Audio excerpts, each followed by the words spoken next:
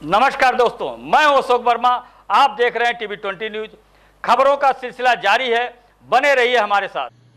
अंबेडकर नगर से खबर है, जहां महिला आरक्षण यानी नारी बंधन अधिनियम को लेकर देश भर में सियासत अब उबाल पर है। अंबेडकर नगर में सपा सांसद लालजी वर्मा ने केंद्र सरकार पर तीखा हमला बोला है। लालजी वर्मा ने साफ आरोप लगाया कि इस कानून को लागू करने के पीछे सरकार की नीयत पर सवाल खड़े हो रहे हैं और विपक्ष को दोषी ठहराना एक सोची समझी राजनीति साजिश है। उन्होंने कहा कि महिलाओं को अधिकार देने की बातें सिर्फ कागजों और भाषणों तक सीमित रखी जाती है, जबकि ज़मीनी हकीकत कुछ और ही बयां कर रही है। सांसद ने प्रधानमंत्री नरेंद्र मोदी पर निशाना साधते हुए कहा कि अगर सरकार वास्तव में महिला सशक्तिकरण को लेकर गंभीर है तो उसे इस बिल को लागू करने में पारदर्शिता और ईमानदारी दिखनी चाहिए, ना कि राजनीति करनी चाहिए।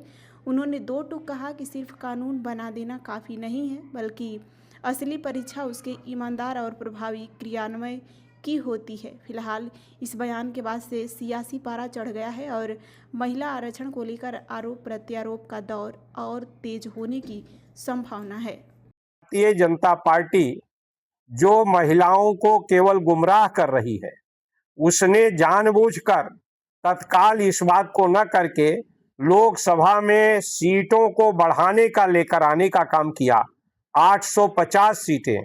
और जो वो कहते हैं कि हम प्रोपोर्शनल बढ़ाने की बात, अगर आप सबके पास, हमारे पास विधेयक की कॉपी है, उसमें कहीं नहीं लिखा है प्रोपोर्शनल बढ़ेगा।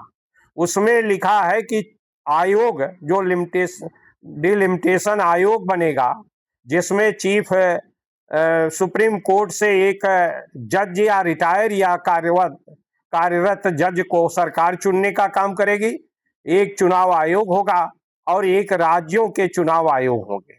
यानी 3 लोगों के द्वारा परिसीमन का व्यवस्था करके और 850 सीटें बढ़ सकती हैं, उसकी अवधारणा कैसे होगी वो उस कमेटी के द्वारा तय करना है। ये उस संविधान संशोधन जो लाए थे उसमें इस बात का जो परिसीमन 2026 लाए थे, उसके नियम 8 और 9 में उसका उल्लेख है।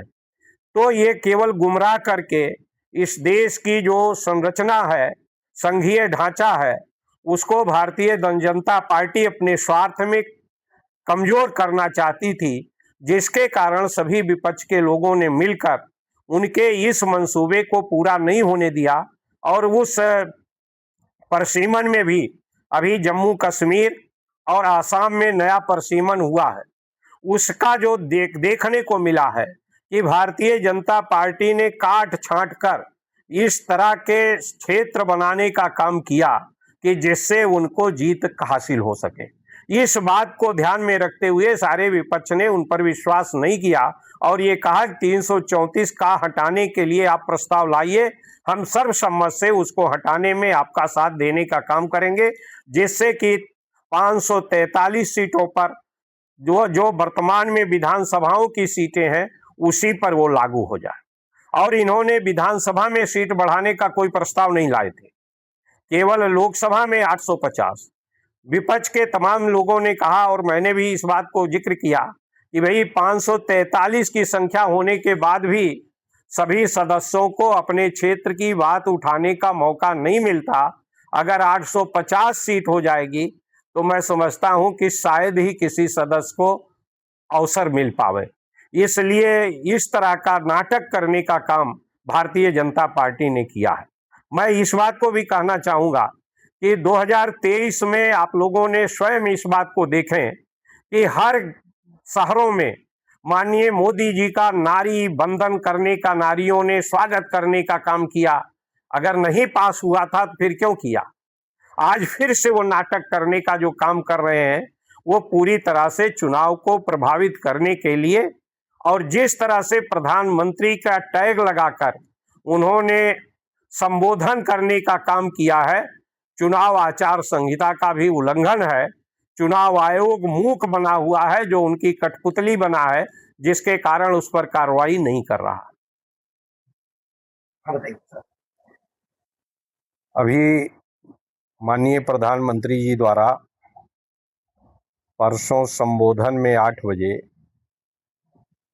नारी बंधन अधिनियम को ना लागू करने के लिए विपक्ष को दोषी ठहराया, जबकि वास्तविकता ये है कि नारी बंधन अधिनियम 2023 में सर्वसम्मत से सारे विपक्ष के लोगों ने मिलकर उसको पास करने का काम किया था, जो आज कानून बन गया।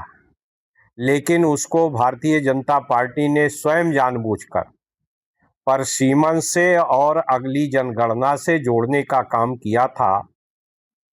ये अधिनियम संविधान के अनुच्छेद 330 का के अनुसार लोकसभा में और संविधान के अनुच्छेद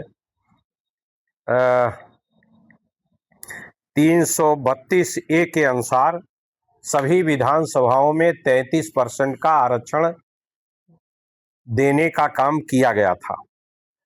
उसके साथ साथ भारतीय जनता पार्टी ने जानबूझकर कि महिलाओं को आरक्षण तत्काल न मिल सके 24 में, उसके लिए अनुच्छेद 334A में इस बात का प्राविजन किया था कि ये आरक्षण लागू होगा 2023 के पश्चात होने वाली जनगणना के बाद, परसीमन के बाद वो लागू होगा।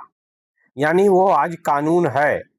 लेकिन आज जो भारतीय जनता पार्टी ने जानबूझकर इस देश में लोकतंत्र को कमजोर करने के लिए और 2029 में अपनी हार को बचाए रखने के लिए इसको लोकसभा में परसीमन का जो 2023 के बाद होने वाली जनगणना के आधार पर परसीमन था, उसकी जगह पर उन्होंने ये लाने का प्रयास किया कि किसी भी जनगणना का जिसका आंकड़ा प्रदर्शित कर दिया गया है सरकार तय करेगी और उसके अनुसार परसीमन का कार्रवाई की जाएगी। सारा विपक्ष इस बात को चाहता था कि आप जो वर्तमान सीटें हैं उसके आधार पर महिलाओं को 1/3 आरक्षण दे दीजिए और वो विधानसभा के चुनाव में भी और लोकसभा के चुनाव में आने वाले वो लागू हो जाए। और उसमें कोई ज्यादा कुछ नहीं करना था, केवल 334A को हटाने का काम करना था। यानी संविधान संशोधन अगर ये लाते कि 334A को हटा दिया जाए तो सर्वसम्मत से फिर पास हो जाता और आने वाले विधानसभा में लागू हो जाता। हमने अपने वक्तव्य के माध्यम से, हमने अपने संबोधन में भी सुझाव दिया था कि 33% आरक्षण लॉटरी के विधि के द्वारा जो सीटें निकाल लीजिए 33% और उसके पर आज ही लागू करिए, जिससे कि 2027 में होने वाले विधानसभाओं के चुनाव में और